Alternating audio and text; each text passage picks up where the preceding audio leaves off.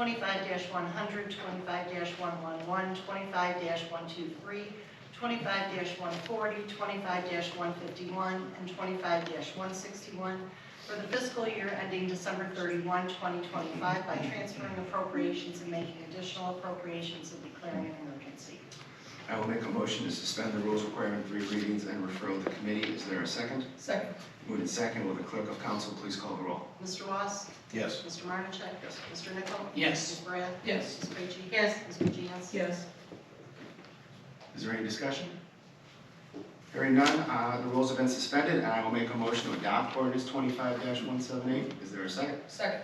Moved in second. Will the clerk of council please call the roll? Mr. Martichek? Yes. Mr. Nichol? Yes. Ms. Brad? Yes. Ms. Krejci? Yes. Ms. Bugians? Yes. Mr. Ross? Yes. Ordinance 25-178 has been adopted. Ordinance 25-179. Ordinance 25-179, introduced by the mayor, an ordinance authorizing the mayor to enter into an agreement with Senior Transportation Connection and declaring an emergency. I will make a motion to suspend the rules requiring 3 readings and referral to committee. Is there a second? Second. Moved in second. Will the clerk of council please call the roll? Mr. Nichol? Yes. Ms. Brad? Yes. Ms. Krejci? Yes. Ms. Bugians? Yes. Mr. Ross? Yes. Mr. Martichek? Yes. Is there any discussion? Hearing none, the rules have been suspended. I'll make a motion to adopt ordinance 25-179. Is there a second? Second. Moved in second. Will the clerk of council please call the roll? Ms. Brad? Yes. Ms. Krejci? Yes. Ms. Bugians? Yes. Mr. Ross? Yes. Mr. Martichek? Yes. Mr. Nichol? Yes. Ordinance 25-179 has been adopted. Miscellaneous? Michael Beck, 6673 Tudor Circle, regarding the police chief. Mr. Beck, does he need to say his name and address again? No, I set it into the record. You have 5 minutes. Great, thank you. I'm here as a citizen of North Royalton to make known my disapproval of how the drunk driving arrest of the Deputy Chief of Orange was handled. It is my belief that both the position of the mayor and the police chief are highly respected and honorable positions, but not anymore in my mind. The mayor is on record, and the investigation report says there was no wrongdoing. But I ask you, how many other drunk drivers carrying 3 loaded handguns who were speeding and swerving, how many of those other arrests have you reduced the charges on? Is it a 5-year? Does the chief look at each case and adjust each and every charge? I doubt it. I'm guessing that number is 0. But if it is common practice, then I'm equally concerned about that. Either way, it seems to me the chief has abdicated his duties and is not upholding the law, especially if there are his friends. This entire scenario is a disgusting display of corruption and cronyism. And like corrupt governments in the past, I believe that it will be the citizens who suffer. We will suffer because what the chief and mayor are saying to our officers is, as long as you wear the badge, the law does not apply to you. This mentality breeds recidivism. How many times in the past did the Orange Deputy Chief's badge allow him to put the lives of the citizens of North Royalton at risk? My family and yours. On the video, he seemed confident his badge would save him. Why is that? Did it work in the past? You reward bad behavior, and it will continue. I'm very familiar with being in this exact situation. I was a commander in the Army. One of my leaders under me, a platoon sergeant, made a bad decision and drove drunk. He was arrested, and faced full punishment for his bad choices. He was an amazing leader, very good with the soldiers, but he failed in a grand way. I could not advocate for leniency on his behalf, simply because he was a leader. In fact, I had to ensure the law was fully enforced, because he was a leader. He set the example for good or bad, something that seems lost here in North Royalton. When we carve out exceptions for people in power, we create a 2-tiered system of justice: the privileged and the rest of us. This is one of the very principles our country was founded against. If the mayor thinks that the system is good for North Royalton, he and the chief are wrong. But here we see a corrupt system. I watched the video. I saw the arresting officer struggle with this arrest in the field, with little support from his fellow officers. He made the right choice and did the right thing. His chief hung him out to dry. So did the mayor. I have no more confidence in the mayor. I have no confidence in the police chief.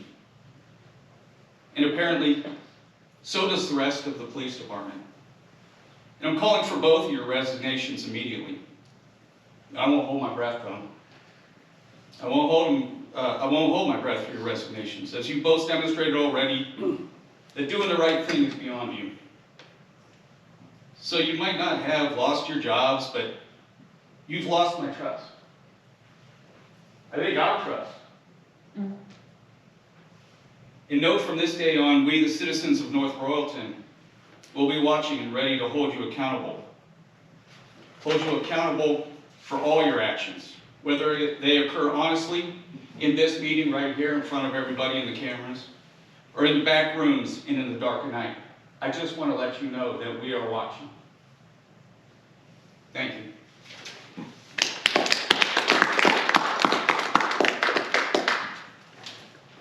All right, anyone else? There was a question. Can we speak? I need the forms. I believe per council rules, you had to fill it out beforehand. Now, do we have the ability to waive that with a motion? I would refer to the law director to answer that question. Council has its own regulator of its own rules, could in theory, yes, vote in favor of waiving its own rules if it chooses to do so. It would take, because you only have 6 tonight, it takes 4. Okay. I'll make such a motion. Is there a second? Second. Moving second, will the clerk of council please call the roll on the motion? Ms. Krejci? No. Ms. Borgians? Yes. Mr. Watts? Yes. Mr. Martichek? Yes. Mr. Nichol? No. Ms. Barath? No. Unfortunately, per our council rules and the motion that failed, you are not able to speak tonight. Takes away my First Amendment right. And that's a new rule starting this week, right? Order, Mr. All right, President. so No one, Order, Mr. President. if I may, I believe, if I'm correct, our clerk of council did a little bit of research and found out that this rule had always been in place. We had just, through what I would call custom and practice, maybe moved away from it and been a little bit more lenient. And now that we're aware of the rule, we're gonna follow it. But I will say I will be asking in the new term for the R&O committee to maybe take a look at it and do away with it. Can I ask one question? Is it like a, I just want to Point know, of- are you able to speak in council meetings if you're not a resident? so the question, I think, goes to our rules. The question is, are you able to speak at a council meeting if you're not a resident, correct? Yes. My understanding is the answer is no, that you are not. That again would fall into what I just said, that I'm hoping R&O will look at that in the new term and maybe do away with that rule to allow the community to speak. That's another one we had kind of through custom and practice, just allowed individuals to speak, but now that we're aware that we do have a rule, we're gonna have to abide by it, but hopefully modify it in the new year. So that supersedes the First Amendment. Got it. if we had the form before today, Order, Mr. I- President. Yeah, let's, we would have Alright. filled out the form had we had it. And that, This wasn't a thing before today. okay. Okay.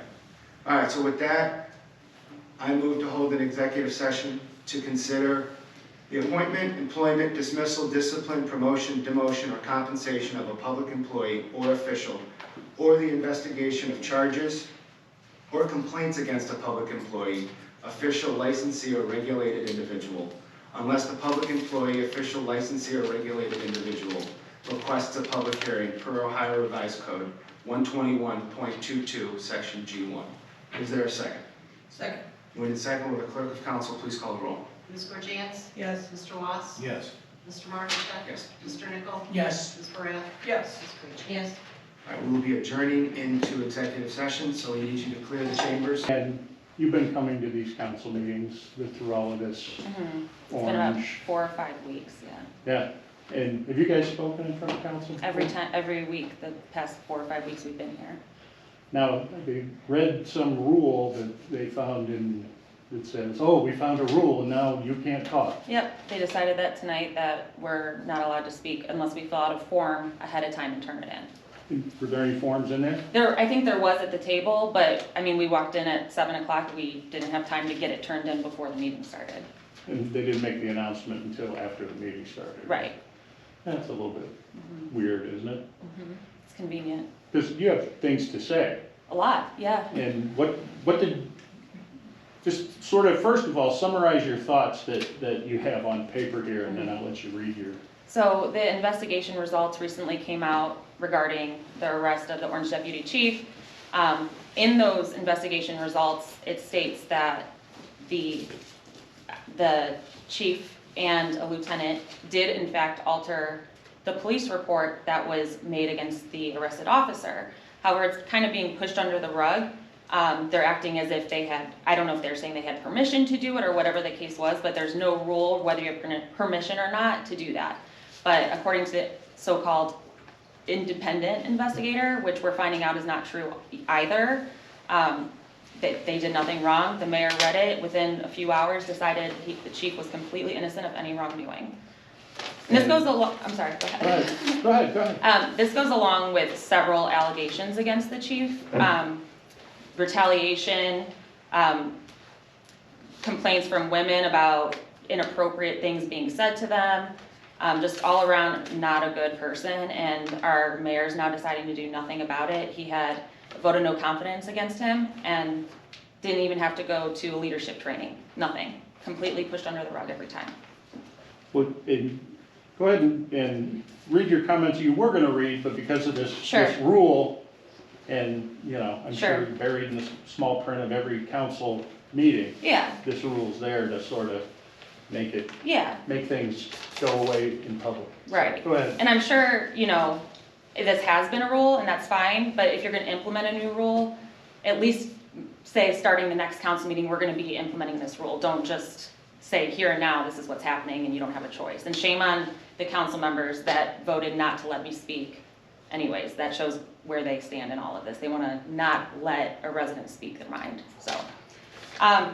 That really sums up a lot of what I was going to say, but the only other part I had was that despite the removal of the charges of the chief, the investigation's findings appear to minimize or disregard that fact.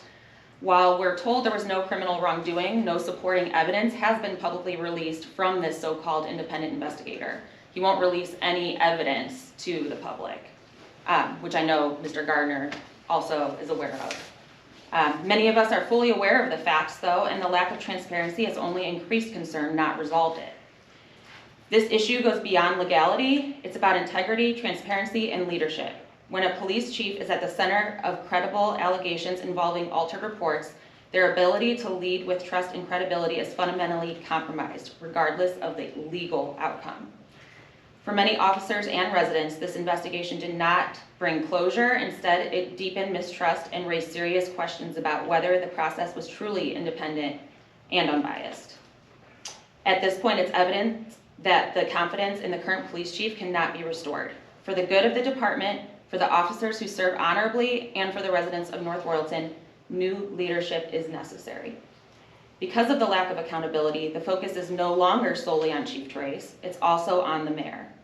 He had the opportunity to place the chief on administrative leave during the investigation, which was requested by over 500 residents in a petition I created, as well as people that spoke up and sent messages, completely ignored it. The chief actually requested himself to be put on leave as well, because he said he would have done that to anybody else that was under him, being accused of the same thing. Paid leave while under investigation, understood, but mayor wouldn't do it. When the officers issued a vote of no confidence, the mayor failed to take meaningful action, even to require leadership training, as I stated, which would have been the bare minimum. which sends a clear message about where priorities lie, and it's not with the citizens of North Royalton. This matter also requires a truly independent and transparent investigation, one conducted by an entity with no prior ties to the city, which this one does, the police department or its leadership, and one whose findings are made fully public. This isn't about punishment or politics, it's about restoring trust, ensuring accountability, and reaffirming that no one, regardless of rank or title, is above the law. North Royalton deserves leadership that unites us rather than divides us, and accountability that is clear, not questioned. Perfect. The only question I have, and sort of bounces off his public comments inside, was if it was you or me or anybody else driving down the road and got pulled over after a couple of, beers or whatever, what would happen to us? Oh, I think we all know what would happen to anyone else. They would have been arrested and probably taken to the fullest extent, and rightfully so. And if that man that was arrested would have gone to court and they would have decided to waive the charges there, so be it. It wasn't up to the chief to decide to do that, so. Anything else you want to add? Not really, other than we have another officer that quit today because of the chief, and she was, and I know she doesn't mind me speaking about this, so she was put on a 30-day suspension without pay because she shredded a piece of paper that was irrelevant. A citizen came in for an arrest. She noticed they needed medical attention, so instead of continuing to fill out his paperwork, she already had maybe a couple lines filled out. She threw it away, got him medical attention. She was with 0 priors on her record, 30 days unpaid leave. She quit today because she doesn't want to return because she fears retaliation from the chief. That's great. She's one of many. Yeah, sounds like it. All right.